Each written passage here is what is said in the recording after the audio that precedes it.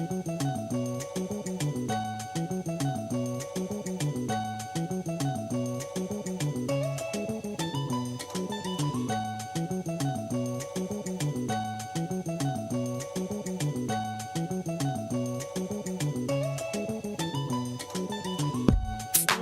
is up, everybody? Welcome to the Ham Radio Crash Course. Welcome to Saturday. Hope you've been having a great weekend. This is the last Patron Picks episode of 2025, and all of the patrons have voted. And we're going to build a little emergency communications plan. At least we're going to start the process. It's going to be a road. We're going to test this out. We're going to do some training. That's right. Tune in for future live streams where we're going to be putting this to the test to see how effective our communication planning will be. Going to need your help on this one because I'm going to take your input and we're going to try and update it live. Thanks for coming out. Enjoy the memes, and we'll get started real soon.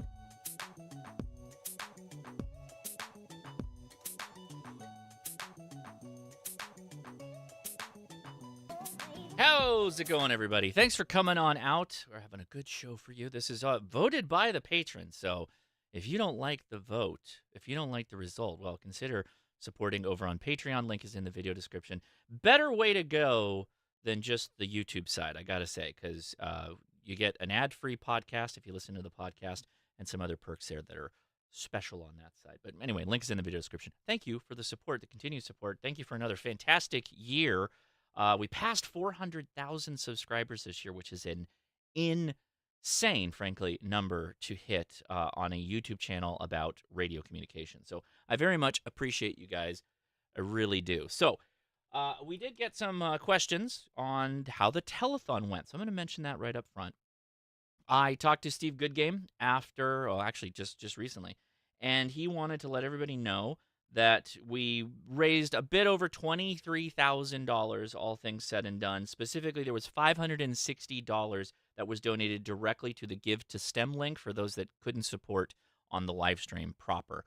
We had $5,000 in matching as well, so that went out. That pays for, as Steve puts it, one Teachers Institute on the road. It fully pays for the whole thing. So there's a new concept that they're doing is where they'll have a Teachers Institute at a location, and it's a lot easier to bring the teachers to the one location than to fly them all to the ARRL. It's way more expensive doing that. So the on-the-road sessions are vastly more efficient and more effective spending of the monies.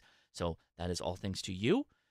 My buddy Mike here, being the co-pilot of this whole bad boy. I very much appreciate all of everyone helping, the tons of people in the chat, all that stuff. Yes, I think we got effectively everything. I got the information out anyway for all the giveaways, so those should be coming out soon. I do have to put the mountain topper in the mail, something I didn't necessarily want to do, but I had to do it for the kids, or the teachers in this case. But yes, the mountain topper 5-band is heading out on Monday. Again, thank you, everybody. Very much appreciate it. So holiday season is now, so if you want to go check out hamtactical.com, go do so. This is about the last day that I think shipping will work, and it's going to depend on some of the prints because these are usually print to ship. So some of that stuff is all designs. They get printed, they get shipped. So if there's not like an order in process, then you may have to wait. So do keep an eye on whatever it's saying when you go to the specific artsy little pics and whatnot. So keep in mind, hamtactical.com if you want to help support the channel as well. Okay. So how Patron Picks works is I have got a big list of show ideas, and they're better for live stream, right? They're just stuff that I write down in my little Apple Notes thing, and then once a month I post it, and it's for the producer levels. But usually twice a year in the middle of the summer or middle of the year, and then at the end of the year, we let everybody vote. And it was very clear. I take that back. There was a couple of them that were neck and neck, but it was like neck and neck for second and third place. Not first place. First place, though, pretty clear. Everybody wanted to develop an HRCC comms plan. And so there's some methods to the madness here, right? This is obviously a pretty big group of people. we have a very big Discord, which I'm going to talk about that because there's actually some interesting leveraging here when you're talking about localized emergencies versus regional emergencies, how you can communicate, and all of that fun stuff. So, um, was was Leia's 7300 auction sanctioned or not? No, I don't know that we'll have to figure out something to do that because now that the Mark II's coming out, should I give away my trusty 7300? We might do something when we get to the HRCC, close to the HRCC camp out, because that's when we use it the most, is when we all go out and we set up the go boxes and do that whole thing. So that's a good one. Jody, I'll keep that in mind. But it's an interesting concept when you think about an emergency communications plan for a vast array of people. We're not talking about like a community, a county even, or even a state in some cases, depending on the size of the state. You're talking about how would we all talk if there was some kind of an off-grid scenario. Statistically, is that likely? No, it's not. But that doesn't mean that we couldn't hypothetically help individuals that are in more regional issues, more regional problems, all that stuff. So we're going to build towards this, but just keep in mind your opinions and your thoughts, post them in the comments as we're going through this in the live stream chat, because we're going to add this to a plan and we're going to try to roll this out like maybe once a month. I'll do a live stream, or I'll make it a reoccurring live stream that we bring this back up and we try this stuff out to see how it actually works. I have some thoughts, and they're fairly different than like your traditional, possibly Aries and Races. And yes, I am talking to Amanda. I think I saw her in the chat. Thank you, Amanda, for your feedback. I have top tips from Amanda we're going to talk about too. But I put some slides together. As you know, this got a ham radio talk has got to include slides. We don't know how to do it. And me being an engineer, there's no better time than cooking up some slides. So anyway, HRCC Communication Plan. Not necessarily me, right? This isn't me like, I'm going to run the net comms for the world. No, that's not at all that, because frankly, that's that's not feasible for just one person to be able to help. This would be a community effort. So keep that in mind, right?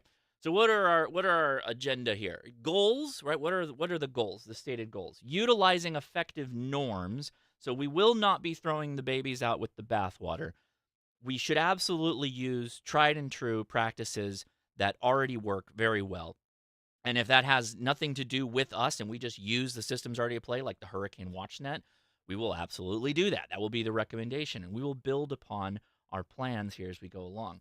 We're going to augment those new capabilities, or augment those effective norms with new capabilities. We're going to talk about local emergencies, regional state emergencies, and then, oh noes, it's the big bad. It's the bad. That will be kind of how we go about this. So that's my goal. And remember, at Ham Radio Crash Course, if you're in the live stream, because I want to hear your comments, your updates, your thoughts as we go through this. Because, hey, we're again, so call this the draft one, right? The term they use is first draft, even. All right. So why? Most disasters do not require 100% off-grid solution. Maybe some people do. If you're off-roading and you get stranded, you're pretty off-grid. But you're more or less reaching out to someone. Maybe. We've heard of this, right? We know of people that were 4x4ing in the Mojave Desert, and they ended up picking up the radio and talking to somebody in Ohio. That person in Ohio then bridged communications, called the appropriate emergency service, and helped to rescue that family that had gotten lost out in the desert. So yeah, and in a lot of cases, getting information out of the disaster is the greatest asset to the community. And our community in particular, it's the largest Discord within amateur radio, and just the sheer size of a lot of all the folks in the comments and all that stuff, and the way we can communicate. Honestly, the way the Discord works a lot in a lot of cases, could be an asset. We'll talk about that for you Starlink users. We don't really have a fantastic ham radio internet yet, but who knows? So why not leverage it to help those in small-scale emergencies and have a plan if things get much worse? That's actually Soda Plus and I on Bertha Peak. If you look very far to the left, that is Big Bear Lake in the background. Beautiful spot. Look at all those trees. Whew. So the goals here that we talked about is define what strengths we already have to augment with newer modes and how we might organize, because if you're talking about a club, like let's use Aries, right? Let's use Aries for instance. An Aries club is going to have people that have defined roles, and there are defined plans, and they drill on those defined plans. But if you're talking about a group of people of a like mind, potentially on the Discord and wherever else, then it's going to have to be more ad hoc, and it's going to have to be flexible to allow changes for who might be doing a job, or there might not be a job. It just might all have to get done cooperatively, assuming we all know how to operate our radios effectively. And then we'll break that down into different scenarios, and then we'll talk about potentially training.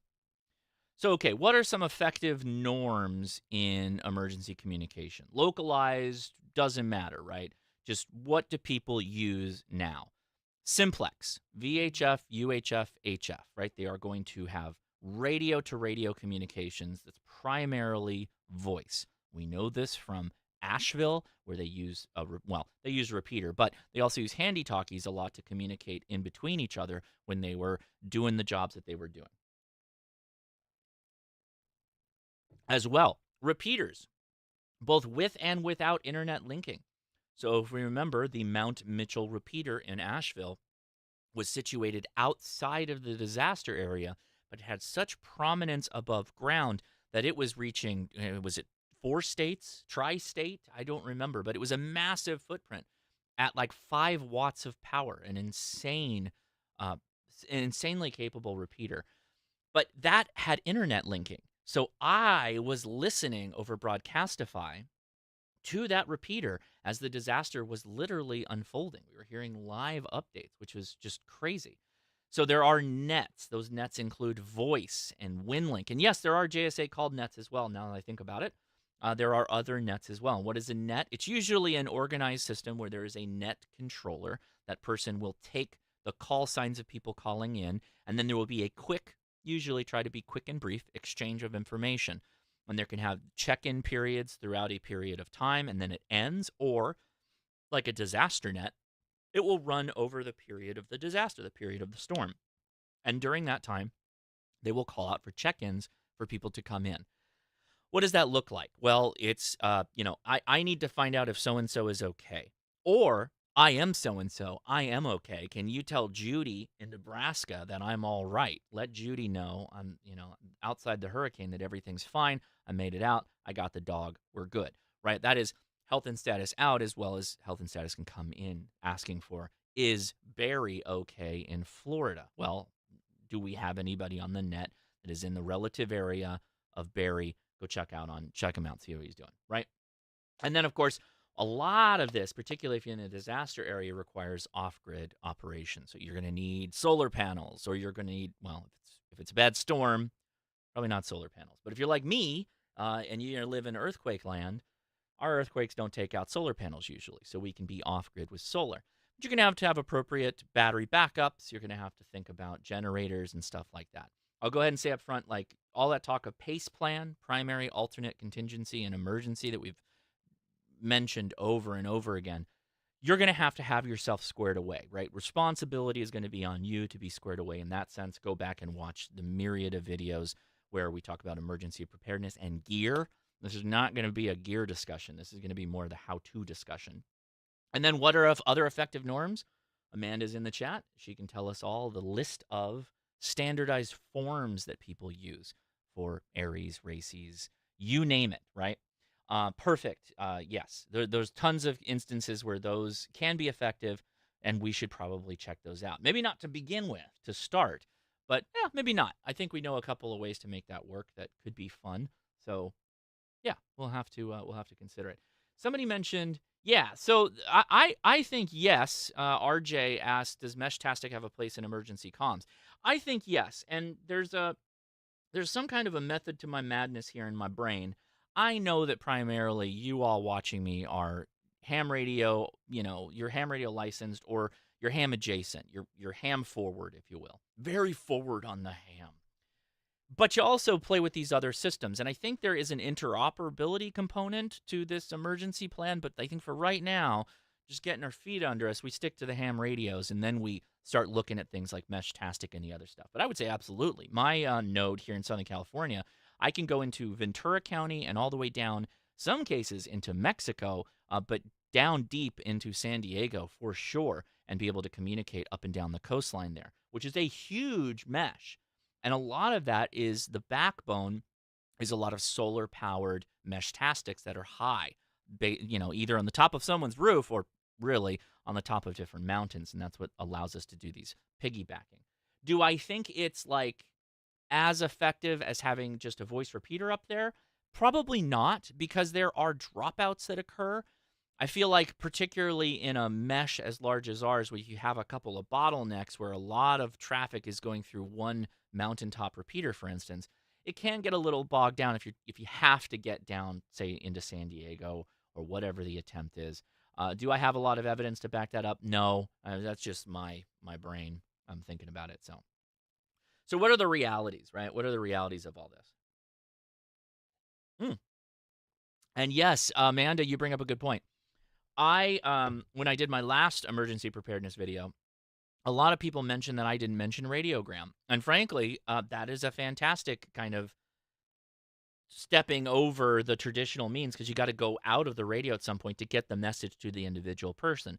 That's a great point. So traffic nets, radiogram, those are all processes that exist. Those are groups that already exist. The ARRL is built upon it of moving information in that way. So that is a perfect example. And thank you, Amanda, for pointing that out. So what are the realities? So current standard processes require people to actively participate at the same time. And I'll just, spoiler alert, obviously Amanda's feedback, right, the tips that I got, is from a good group of coordinated hams that practice this stuff. So they know each other. They know the frequencies that they're going to get on. They're going to be able to get on the air effectively based off of what they've practiced and what they know. And I'm sure they dabble in lots of other areas, but that is what they fall back on. Their training is what they fall back on. If you're talking about a big group like us, we would have to be doing this for a while. So again, we're starting here, doing this for a while before we get to a point where it's like, oh yeah, we're going to meet up on this frequency and dot, dot, dot, dot, dot. Like that's something you build, a muscle memory, but it's a fold in your brain to remember that stuff. So there won't always be like the same people, right? There won't always be this, oh, okay, participate the same way. This one, okay, yeah.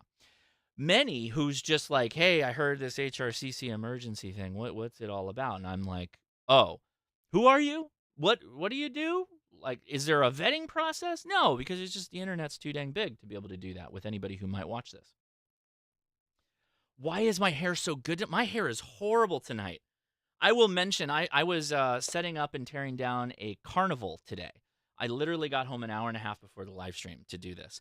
And before that, I spent like 3 days upgrading my PC. Not because I don't know how to build a PC, but I had to take 3 trips to Micro Center because my PSU was bad. The motherboard I bought lied to me and said that it had a full by 16 PSI. What am I thinking? Oh my God, PCI. Jeez, PCIe port. Did not. It lied. Full-size port, only 1X. Those of you nerds know what I'm talking about. So I literally had to go back to Micro Center 3 times, but it's rocking now. I will not have a problem with my PC on a live stream for many years now. Other things, definitely, but not my PC. This thing is rock solid. Go check out my Instagram if you want to see the parts that I got.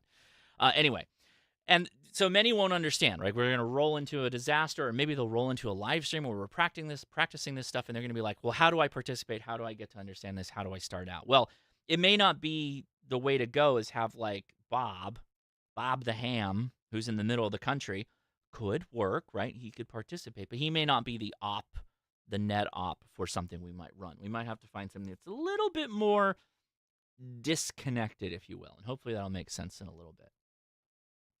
So we got a number of new technologies, more than new technologies. I call it more software modes of operation that's slightly different than some of the traditional stuff. So how do we add to traditional communications in amateur radio? Well, we augment it with newer technologies and things like that. I think that at least to start, an area where we're probably going to spend a decent amount of time is within JSA call. And the reason for that is with the new updates that have come out of JSA Call, it allows for storing and forwarding of messages and group messaging. So for everybody that's watching right now, I'm not going to say we have enough time to get to it, but go ahead and get your JSA Call open and then make sure you're on the HRCC or at HRCC group. Now, why is this extremely value added? Well, you are self-electing as the operator of your radio station to add at HRCC into the settings for your particular JSA Call application. And if then I, from my area or someone in a disaster, makes a HRCC call and says, hey, I'm here, there's an emergency, this is what's happening, this is what we know, the 5 whys and the how of what's going on. If we've self-elected to be a part of that group, we all get that message.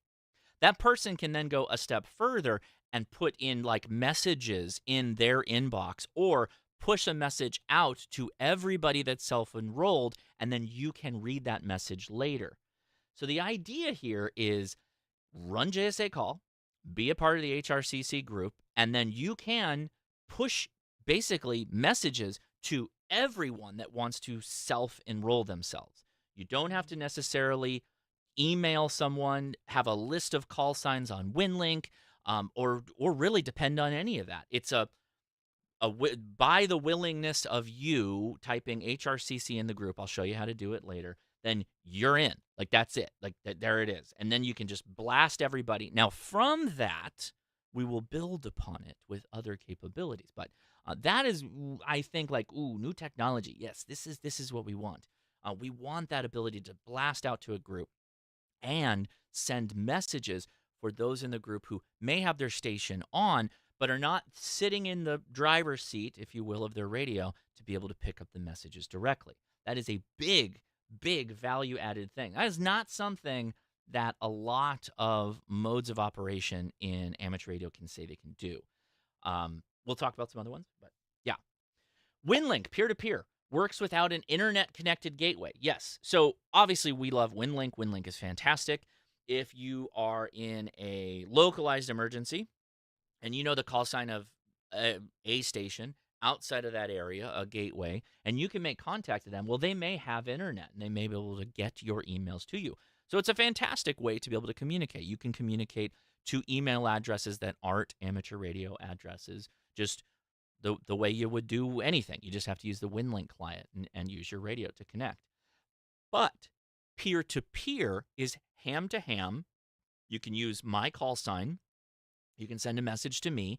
I just have to make sure that I have my inbox open, or I have to have the application open so that you can actually be able to connect to me. Otherwise, it ain't going to do anything.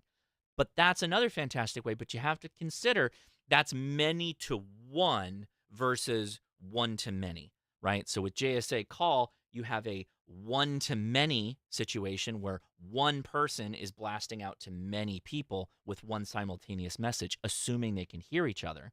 And relay stations can play a factor in this in some situations that we'll talk about in future efforts. But WinLink is more many to one. So if I say, hey, I'm KI6NAZ, everybody P2P me, and give me your status on what's going on in the emergency. Well, now I've got a ton of people that are all trying to make a contact with me simultaneously, and I may get a lot of information, and I may have a bunch of call signs of people to check back into. But if we do it the many to one way, then everybody kind of gets the message, and it's shared across the board to many people. Very valuable, but you got to have a different mindset. Kind of have to flip the script a little bit. So VARA AC as well. We've played around with VARA AC a good deal. And it allows for file transfers, file and data transfers, which is great. And it's kind of a little bit more aimed to the active one-to-one, keyboard-to-keyboard kind of communication. It does broadcast messages. We played around with that. That's hilarious. There's also other fun things. VARA AC actually added a feature now that allows you, through the person I think that you're communicating with, to do AI calls or ask AI questions. So that's interesting. We'll have to experiment with that in the future. But yeah, pretty, I don't know. I don't know how I feel about that yet. I don't know about them clankers getting on my radios. I'm just kidding. But yeah, I'm kind of curious to try that out. Let's see. I'm trying to check and see how we're doing. How many people we got watching, and are there any comments? Nobody's at me yet, so I'm assuming there's no big comments yet. Remember, at Ham Radio Crash Course if you got a message specifically for me. Yeah, now Scout, we're going to kind of talked about it a little bit. Now, that assumes internet connection of the gateway that you're communicating to, right? So if I'm communicating to you, Scout, and you have internet, then yes, I can email anyone at that point because I'm using your internet to get my emails out. But if it's a bad disaster, of biblical proportions, then that might not work, right? So that's why peer-to-peer is kind of a value added option.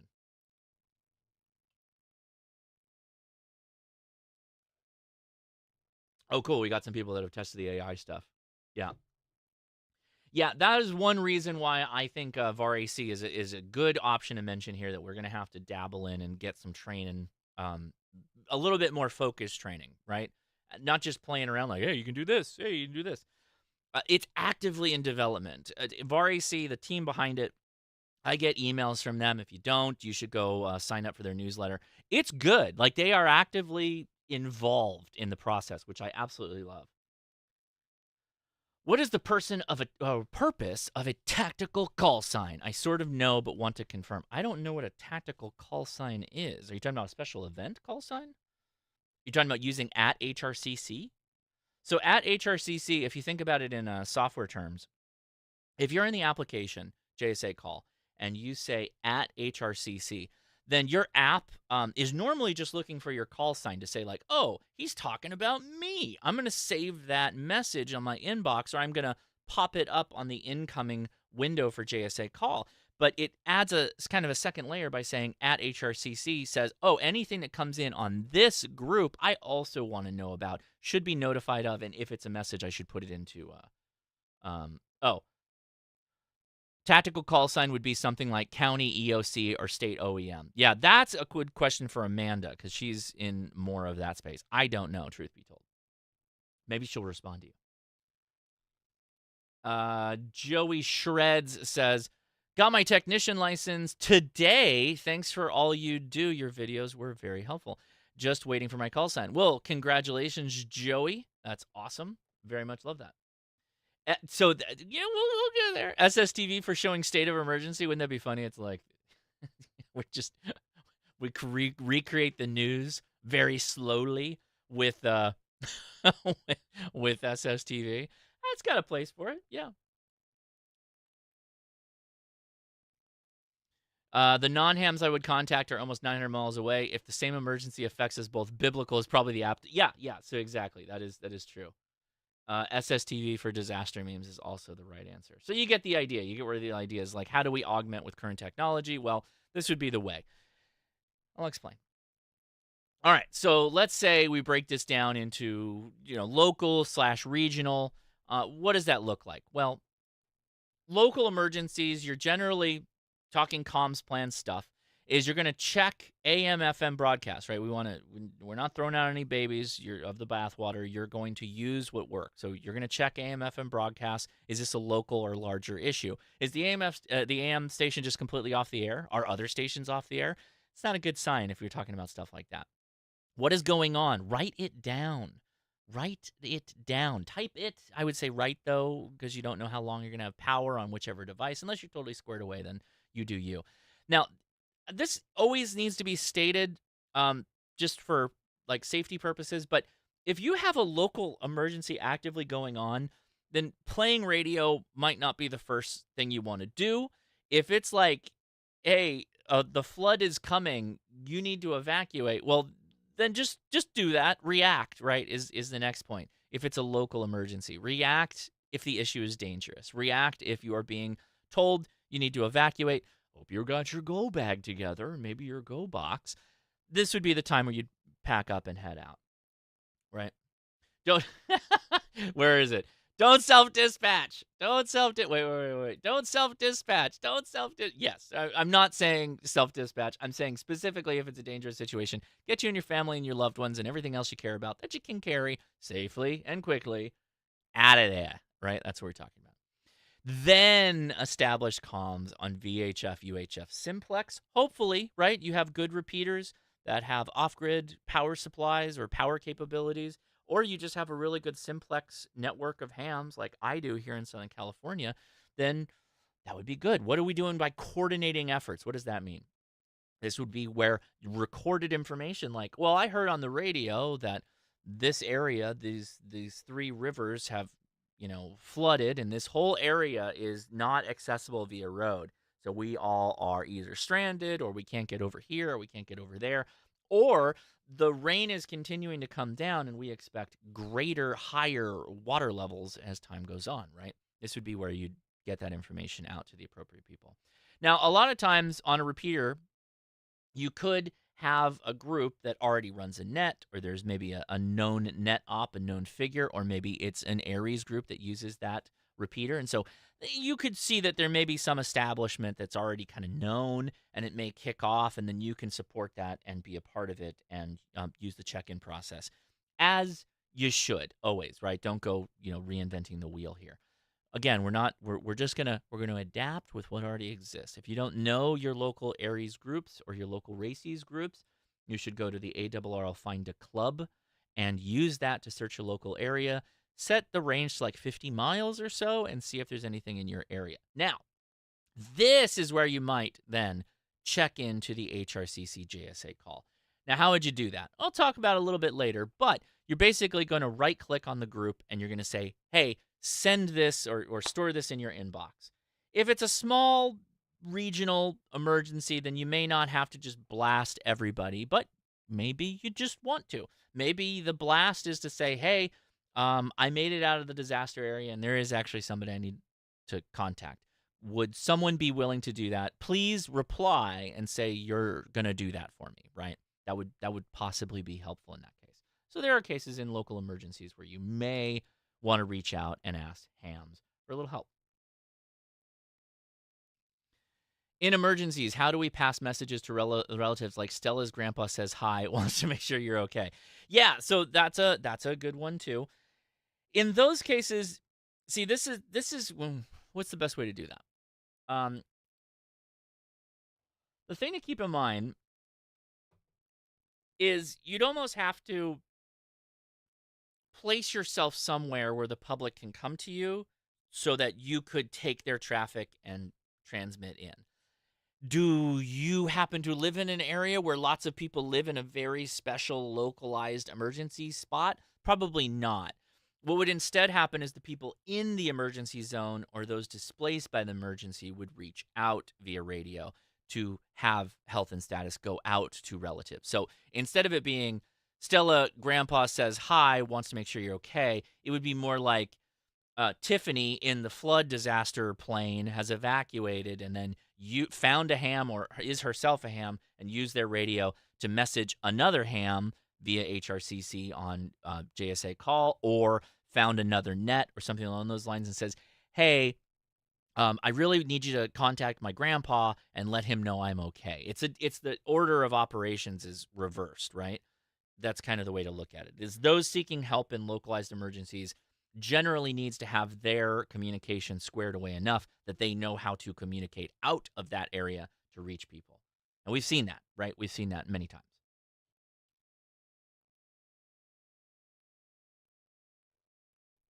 Jody, yeah, perfect example is Crestline a couple of years ago, right? People were snowed in, and what was happening was once communication was established, both into Crestline, but also people out of Crestline, there was actually health and status or requests for check-ins, not check-ins, welfare checks that were coming in from out of the area. Now, that was like ham outside of Crestline that was communicating into Crestline. Crestline has a repeater system that's pretty good.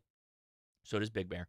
And those individuals in the disaster area was then doing welfare checks on people that were in the disaster. But that's already like hams helping hams, if you will, right? That's the ham community working together. These already exist. You just kind of have to go out and actually set that stuff up. You have to have the wherewithal to do that. Yes, That health and well radiogram would do that too. Sure. Of course, assuming that they have something like that going in, right? That can be a little bit trickier than going out. Okay. So then regional emergencies, state emergencies, bigger. So all the steps before, you still got to check all your local emergency frequencies. You still should establish local communication. You still should have whatever frequency you're talking to friends and loved ones that are hams, or use GMRS, or it's an emergency. We're going to use whatever we need to make sure that we're all incommunicado, right? Now, if you're going to be in a larger disaster, or maybe you're displaced, you're evacuated, and you're going to communicate via JSA call, either assume or coordinate a net for WinLink or peer-to-peer voice. So what does that mean? Well, we don't know when an emergency is going to happen. We're not necessarily going to stand up a group of 5 people to be particular frequency holders or net ops or whatever. May that naturally come about with people monitoring JSA call or whichever mode of operation we'd like to choose, or all of them simultaneously? Maybe. But you have the capability with JSA call to, again, blast out on at HRCC to say, hey, we got a pretty big disaster here, and I may need a little bit of help communicating out of the space. Or the other way around, hey, there was a huge hurricane that happened in Florida, and it might be a good idea if we all actively monitored this. So we're going to blast out to at HRCC, hey, store this in your inbox. We're going to start a listening net on single sideband, or we're going to help monitor as well the hurricane watch net. When I say help, I mean we're going to monitor it, and then we're going to be able to be reached if we can get to an area for health and status, or a status check, or to let someone know. That works. JSA call works for that. You're just going to say, hey guys, didn't know if you know what's going on, but here are ways that you can actively listen to any of the issues that's going on, or the nets that are happening. Or, hey, we probably need to start something. What do we want to do? If the person that's adjacent to the disaster says, hey, I can actually set up a peer-to-peer WinLink station, I'm going to run on off-grid power, just email me, and here's my call sign, and let me know if you need me to reach out to someone. Or I will be available for whatever information to try and get out, whatever, so going on. So what are we sending? Status is going to sending traffic like the status of the event that's happening, the health and wellness checks, requesting of aid, and just general knowledge of what's going on the ground. Does that work all the time? No, of course. The emergencies are dynamic, but hopefully you get the idea that a JSA call, by being asynchronous, again, this is a really important term, asynchronously, you can blast out a message, and anyone that's willing is going to be able to get those messages and be able to respond to them at the same time, later, whatever. That's something you just don't have with other modes of operation.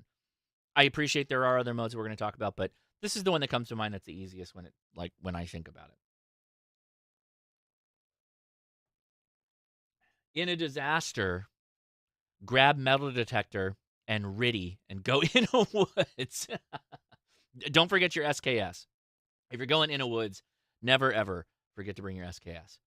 So, oh noes, it's big bad, biblical level emergency, right? Everybody has, when people sit down to think of emergency planning, a lot of times this is directly where their brain goes. I think it's just human nature. We want to get the big scary thing like in our head solved, so that we can then go back to regular life, and we don't want to carry the anxiety and the worries and the fear that goes into the big bad thing that we can't necessarily fully quantify, but we just know it's going to be it's going to be real bad. It's going to be fully bad. So whatever the badness is, that's the way to go, right? That's what we're talking about. So no one can say how bad things will get. A comm plan goal in that type of case would be to gather and share information. Or again, everything we've talked about before. So perform all the previous steps, right? So we're going to do local communication. We're going to check with broadcasts that already exist. We should check that first, right? The first thing you do is, if you wake up in the morning and the power's out, don't immediately go to the bunker and drag your family down there too. You go outside, see if everything's okay, turn on a radio, look at the news. Is there anything going on? 99% of the time, nothing is going on. There's nothing to worry about. So you can go back to bed, right? You can go back to bed. No big deal. Established net. So JSA call net on HRCC, single sideband nets, WinLink peer-to-peer.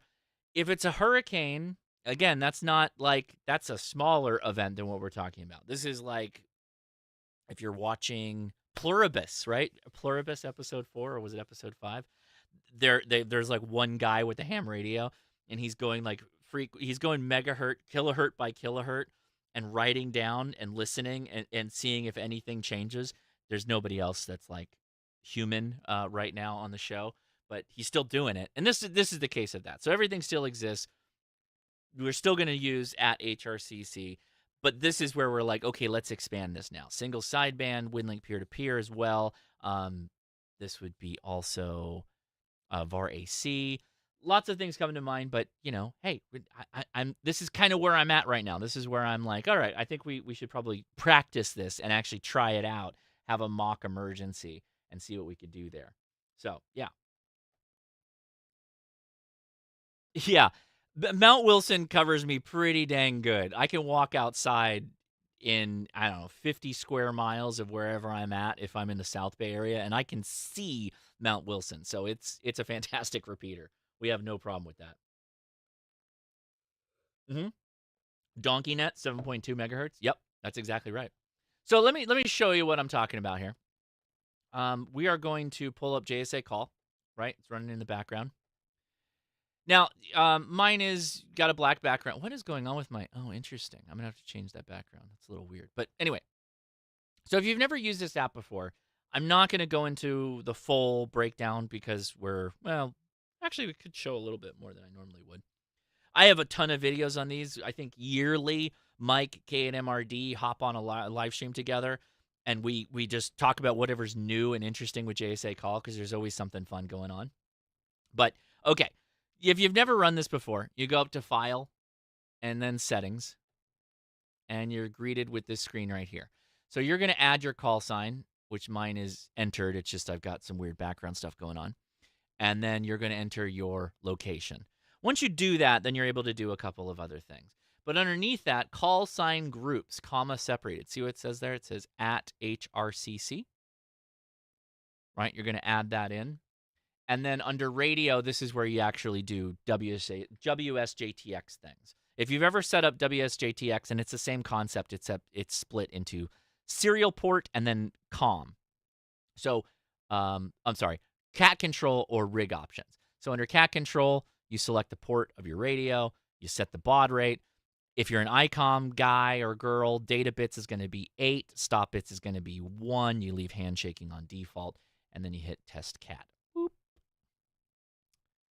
Boop. Boop. I clicked it. There we go. Turn green. And then you test PTT to make sure that your radio goes into transmit. Now you're halfway done. Go to rig options.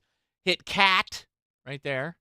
Data packet if you have a radio that's capable of doing digital and packet communication. And then you do split operation like that. And then audio, you're going to set it to whatever it is for your radio, the audio in out, right? So that's how you get started, right? Straight up, real easy. I'm going to send a quick one out to everybody. So I'm going to double click on HRCC from the main screen. See how it's in the middle there? And I'm just going to say, hi, all. I still have some more slides, so hang on. I just wanted to show this off really fast because that's all it takes, right, to get started. So we're going to send that. I'm still going to send it. Is my 7760 showing up here? Where's my radio? Where's my radio? There's my radio. Look at my noise floor. Thanks, everybody, for your Christmas lights. I appreciate the season, but oh my gosh. I have an update from the ARRL, kinda. We're about to mobilize. They're helping me with my RFI. Anyway, so I'm sending hi, y'all.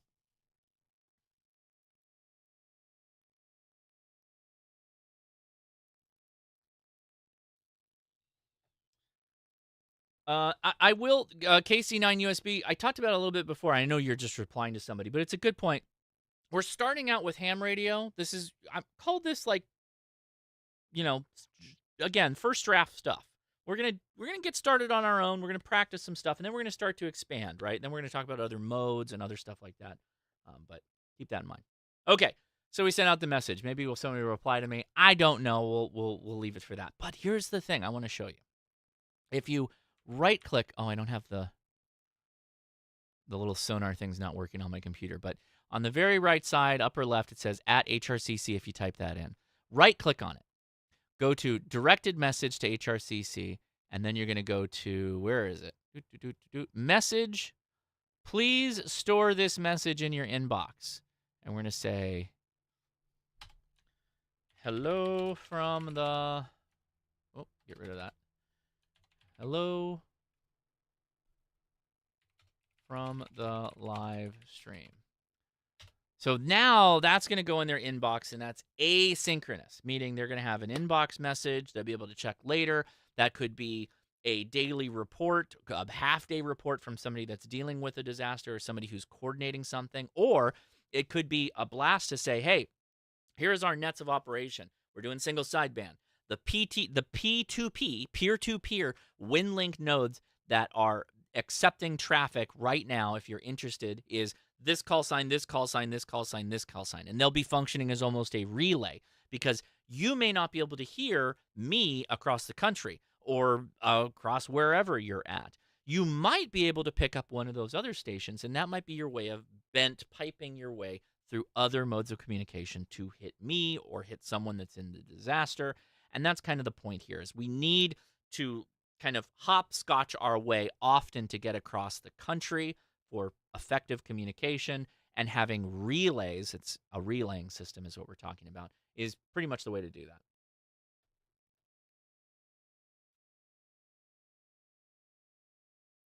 Ham radio station, yes. So understand your device options for running JS8. If your main power is down, you may not have enough juice to run your PC. That is a fantastic point, right? Of course. If you don't plan on being off-grid with your PC, then this is going to be harder for you, or you're going to have to start planning for it. Keep in mind, though, that there are pretty lightweight and very efficient computers that you can get now that won't be a big tax, and you can, recharge them in the course of a day in some cases, or, again, you're just going to have to your plan for it, right? So, sure, your pace plan is paramount. Always the pace plan. We talked about that at the beginning. I expect you dial yourself away. So why the heavy reliance on JSA call? Again, starting out, first draft, if this is completely ad hoc, and I'm not just going to scream in the ether on single sideband calling help, help, help, or, hey, this is the Ham Radio Crash Course. We want to set up a net here for health and wellness, whatever, traffic, blah, blah, blah. Or we didn't already, which I did say, we're going to leverage things like the Hurricane Watch Net. We're going to keep running with the things that already work. This is to augment and add to the things that already exist. If you have a single sideband radio and you hear people out there, you should communicate with those people. I'm not saying, no, we're going to do it better, guys. Not at all. That's never the intention here, because those systems are tried and true. They work great. It's taken nothing away from them. This offers something I think a bit novel, though, that I don't know how it has been utilized in the past, but I wonder how effective we can make this. So I'm kind of curious. So ease of information conveyance. Again, by self-electing to use at HRCC, the tag notifies all the active stations of the message. Meaning, if you have a station on and you can hear the transmitter and you have at HRCC on, then you are going to have a message in your inbox that's conveying something. Again, this is right-click on HRCC, store this message in your inbox. You just send an asynchronous message. Why is that so powerful? Well, again, with WinLink, you have to know the call sign that you're trying to hit if you're doing peer-to-peer. If you're using VAR AC, that's going to be about as good as whomever you hear or can hear you on VAR AC.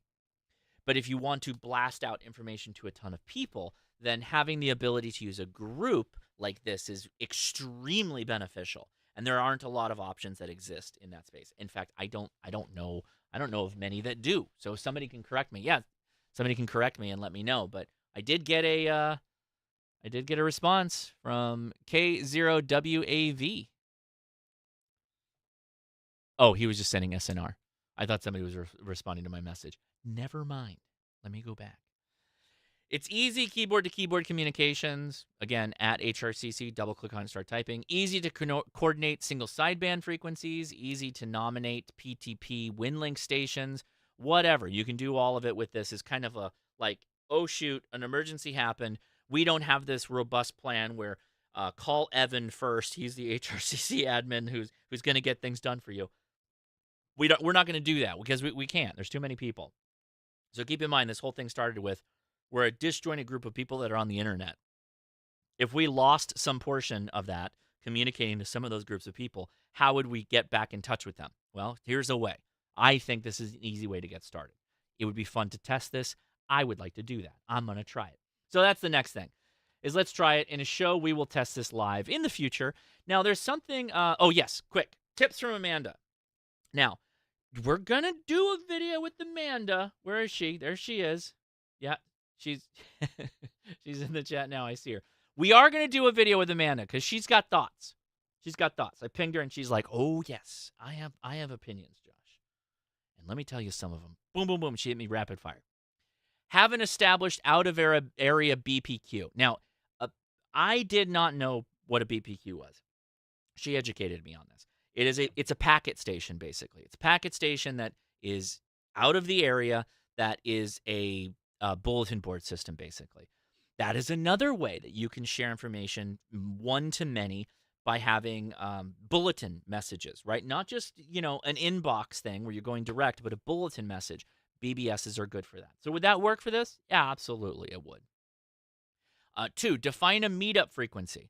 This is also a really good point. Now, keep in mind, I want you to think, if we all didn't know what the heck we were doing, right? We didn't have a written down plan. We maybe drilled with some stuff, right?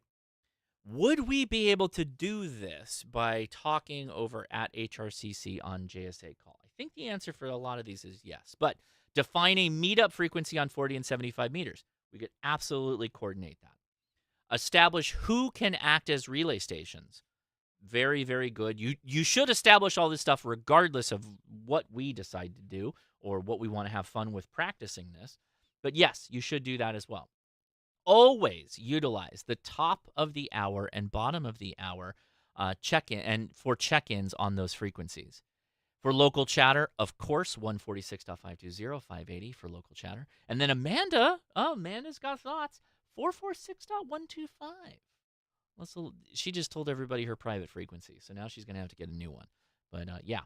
And then, of course, WinLink established, but backup power. Must be on backup power. Okay. Now, I realized I didn't pull the link in. I did all this on my, can I just do this? Let me see if I can do this live. I made a flowchart. There's actually a tool that I did not know about, and I found it, and I'm kind of a dingus for not knowing it. But where is it? Google Drawings.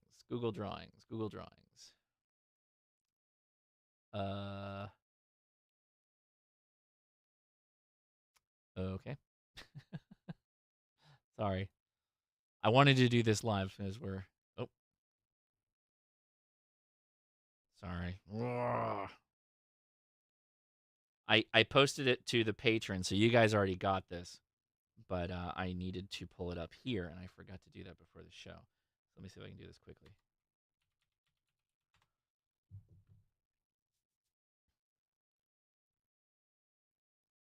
I'm almost there. Okay, here we go. Excellent. Come on. Okay. Google Drawings. Where is it?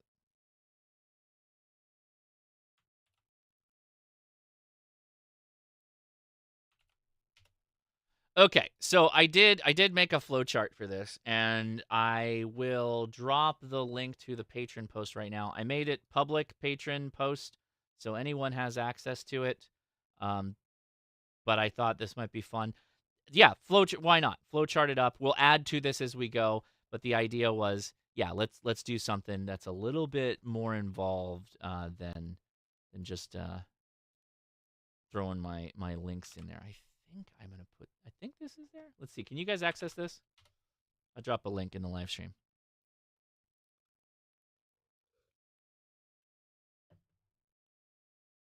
See if you can pull that up for me.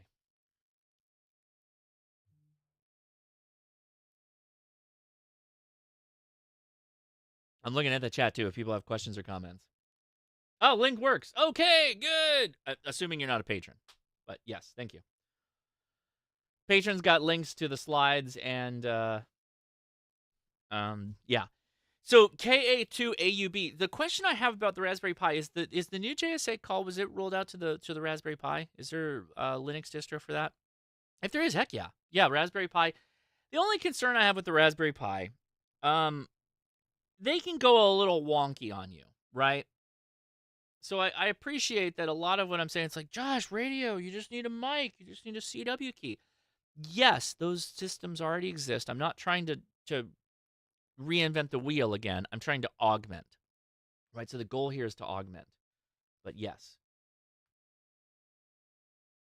Ooh. In.gov has a usable, editable template for pay. Are you kidding me? Is it in.gov, literally? Can we just, let me see. Okay, hold on. Let me go to me real fast.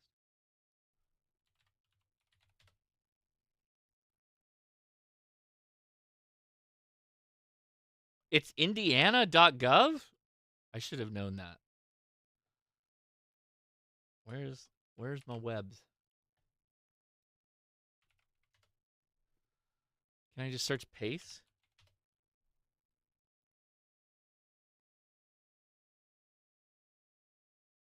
Oh gosh, what have I done? Proactive alcohol compliance enforcement. That's not what we're looking for. I don't know if that's right. Thank you, Prep and Paul. That's probably the good call. Put it in the Discord. Speaking of the Discord, we're going to wrap up the live stream here. I know you guys got a lot of thoughts, so we're going to have an after chat. The after chat is a much longer show, and it's us talking over Discord. I didn't even mention the impact we can have with Discord, but that's maybe for a future talk. But our goal is to get you on the air. It's your questions, newbies, people new to amateur radio. It doesn't matter if you're new or old to amateur radio. Come in. If you got questions, we want to try and answer them to the best of our ability. So I'll be meeting up with our friends on Discord. The link is in the video description for the Discord. Love it if you joined us there. I'll show you how to get on with it, but basically if you scroll down in the server, it's hashtag live-stream and hashtag live-stream /afterchat is the voice chat. So make sure you set up speakers and headphones and you'll be able to talk with us and bind a PTT button. But we will talk more about that here in a little bit. We're going to have a topic, or we're going to have an attempt. So I've got my ZBitX here. I'm told that we could probably load JS8 on this because we're talking Raspberry Pis. I think that we can load JS8 on this, and I'm kind of curious what kind of a station we can make with the ZBitX because it would be fun. That would be really cool. So we're going to play around with the ZBitX a little bit. Hopefully. But first priority is to take your questions live. So anyway, thank you, everybody. Thank you, all the patrons. I want to say a big thank you to all of the patrons. All of you are on this. Thank you very much. This was voted by all of you.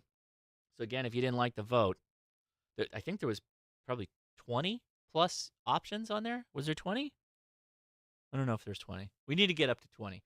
So always post your ideas on the Discord or on the Patreon because I do use them. But yeah, you guys are the ones that make me go through all of this stuff. You allow me to do this fun experimentation and the thinkings about this stuff. Amanda's in the chat talking about ICS 205. It looks like I expected this. We're gonna have to talk more about that. Get real serious with it. Oh, Jody dropped the link, so let me pull that up. Or maybe not. Why is it not loading? It's Windows. Or that. So it's a link, but it's a link to a template, and you got to have Microsoft Office. You could drag it into Google Docs, but I'll pull that up before we get to the after chat.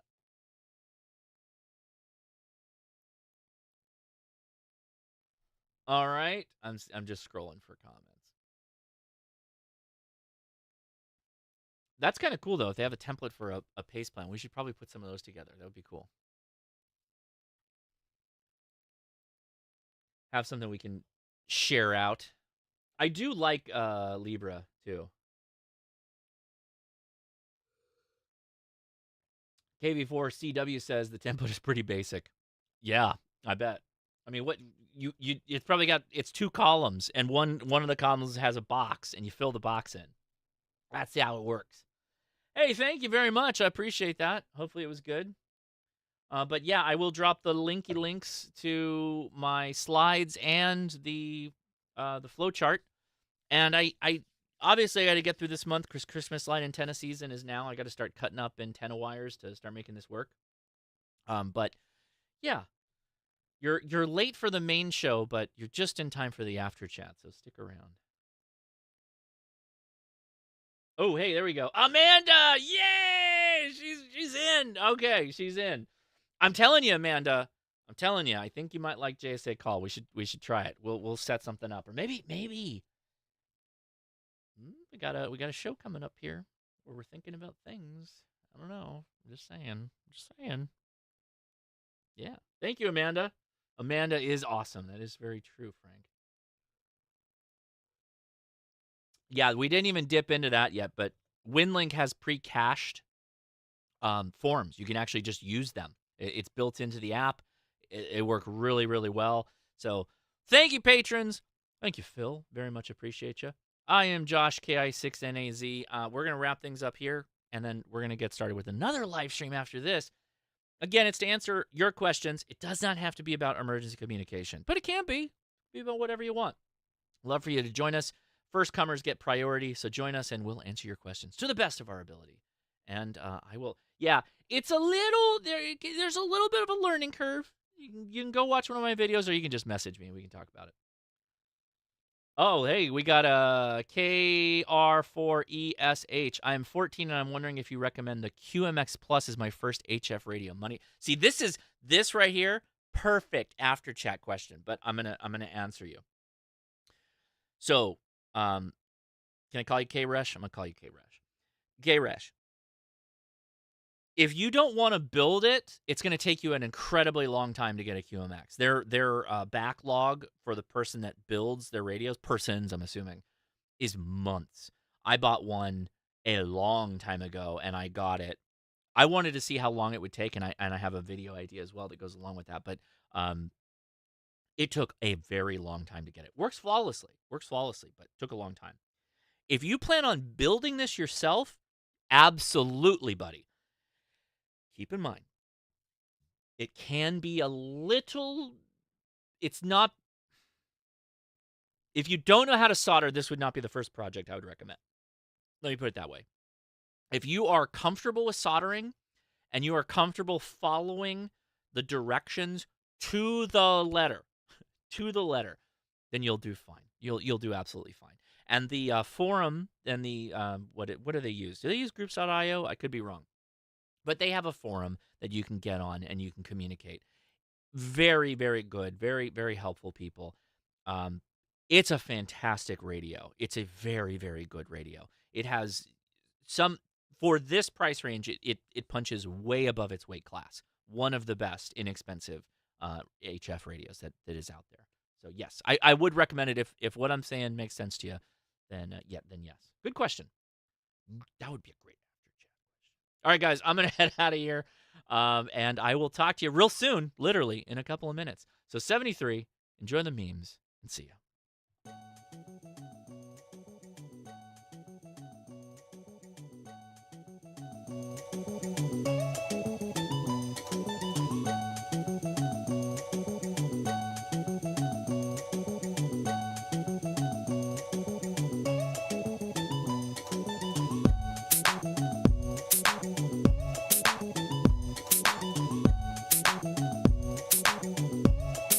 How many tiny coils are in the QMX? Is it like, I'm thinking in my head now, 8? About 8. Around that. Somewhere around there, Brett. All right, 7-3.